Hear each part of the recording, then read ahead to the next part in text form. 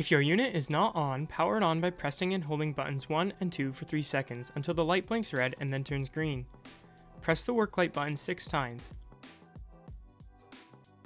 The light will flash and then turn red.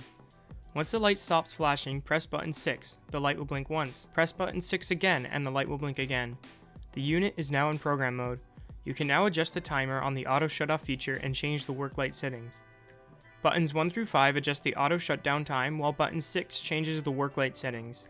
Button 1, the unit will not automatically shut down. Button 2, the unit will automatically time out after 2 minutes without use. Button 3, the unit will automatically time out after 5 minutes. Button 4, the unit will automatically time out after 10 minutes. Button 5, the unit will automatically time out after 30 minutes. This is the default setting.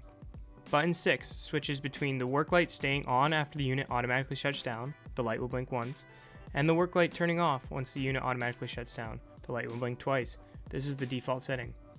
Once you have selected a shutdown time and/or a work light timeout setting, wait for the light on the unit to turn green. Once the light has turned green, the programming is complete. If you have a remote, there is a hidden feature. You can turn the work light on and off by pressing buttons 3 and 4 simultaneously.